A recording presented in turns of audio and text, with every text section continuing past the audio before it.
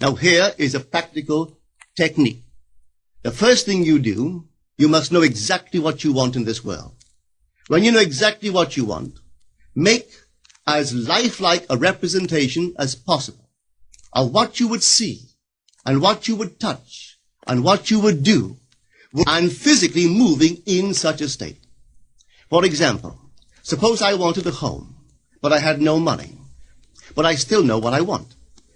I, without taking anything into consideration, I would make as lifelike a representation of the home that I would like, with all the things in it that I would want. And then, this night, as I would go to bed, I would, in a state, a drowsy, sleepy state, the state that borders upon sleep, I would imagine that I am actually in such a house, that were I to step off the bed, I would step upon the floor of that house.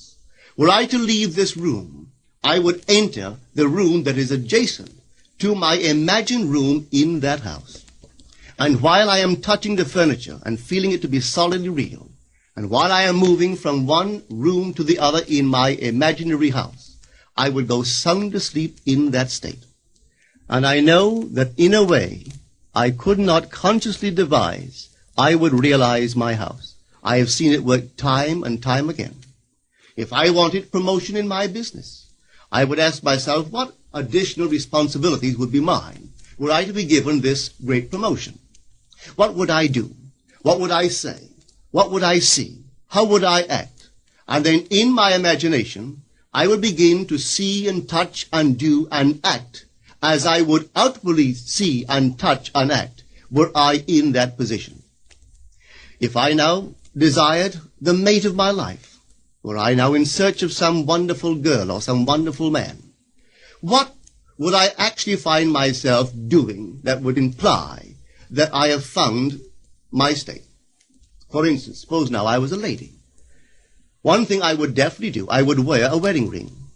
I would take my imaginary hands, and I would feel the ring that I would imagine to be there. And I would keep on feeling it until it seemed to me to be solidly real. I would give it all the sensory vividness I am capable of giving anything. And while I am feeling my imaginary ring, which implies I am married, I would sleep. This story is told us in the Song of Songs, or the Song of Solomon. It is said, "At night on my bed, I sought him whom my soul loveth. I found him whom my soul loveth, and I would not let him go, until I brought him into my mother's house, right into the chamber of her that conceived me." If I would take that beautiful poem and put it into modern English, into practical language, it would be this. While sitting in my chair, I would feel myself right into the situation of my fulfilled desire. And having felt myself into that state, I would not let it go. I would keep that mood alive, and in that mood, I would sleep. That is, taking it right into my mother's chamber, into the chamber of her that conceived me. You know, people are totally unaware of this fantastic power of the imagination. But when man begins to discover this power within him, he never plays the part that he formerly played. He doesn't turn back and become just the reflective life. From here on in, he is the affecter of life. The secret of it is to center your imagination in the feeling of the wish fulfilled and remain therein. For in our capacity to live in the feeling of the wish fulfilled lies our capacity to live the more abundant life. Most of us are afraid to imagine ourselves as important and noble individuals, secure in our contribution to the world, just because at the very moment that we start our assumption, reason and our senses deny the truth of our assumption. We seem to be in the grip of an unconscious urge, which makes us cling desperately to the world of familiar things and resist all that threatens to tear us away from our familiar and seemingly safe moorings. But I appeal to you to try it. If you try it, you will discover this great wisdom of the ancients, for they told it to us in their own strange, wonderful, symbolical form. But unfortunately, you and I misinterpreted their stories and took it for history when they intended it as instruction to simply achieve our every objective. You see, imagination puts us inwardly in touch with a world of states. These states are existent. They are present now. But they are mere possibilities while we think of them. But they become overpoweringly real when we think from them and dwell in them. You know, there's a wide difference between thinking of what you want in this world and thinking from what you want. Let me tell you, when I first heard of this strange and wonderful power of the imagination, it was in 1933 in New York City. An old friend of mine taught it to me. He turned to the 14th of John, and this is what he read. In my Father's house are many mansions. If it were not so, I would have told you. I go to prepare a place for you. And if I go and prepare a place for you, I will come again and receive you unto myself, that where I am, there ye may be also. He explained to me that this central character of the Gospels was human imagination.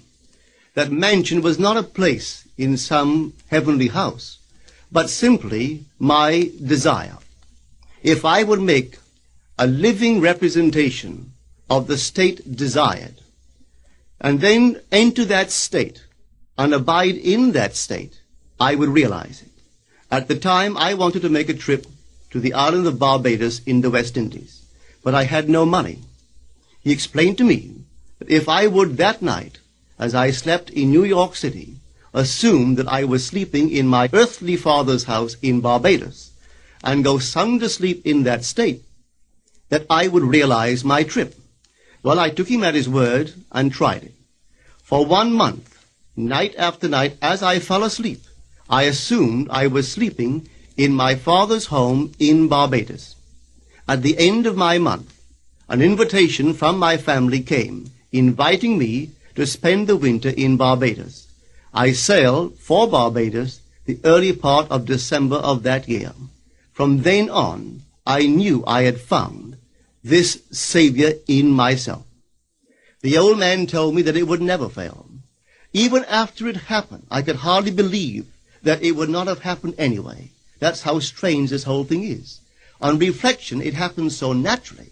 You begin to feel or to tell yourself, well, it would have happened anyway. And you quickly recover from this wonderful experience of yours. It never failed me if I would give the mood, the imagined mood, sensory vividness. I could tell you unnumbered case histories to show you how it works. But in essence, it's simple. You simply know what you want. When you know what you want, you're thinking of it. That is not enough. You must now begin to think from it. Well, how could I think from it? I am sitting here, and I desire to be elsewhere. How could I, while sitting here physically, put myself in imagination at a point in space removed from this room and make that real to me? Quite easily. My imagination puts me in touch inwardly with that state. I imagine that I am actually where I desire to be. Now, can I tell that I am there? There is only one way to prove that I am there. For what a man sees when he describes his world is as he describes it relative to himself. So what the world looks like depends entirely upon where I stand when I make my observation.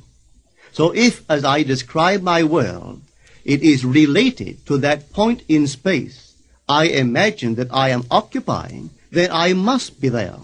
I am not there physically, no, but I am there in my imagination, and my imagination is my real self. And where I go in imagination and make it real, there I shall go in the flesh also. When in that state I fall asleep, it is done. I have never seen it fail. So this is the simple technique on how to use your imagination to realize your every objective. 1213 Jewelry supports Neville Goddard, creating a better world through creative endeavors. With handcrafted, beautiful pieces of jewelry.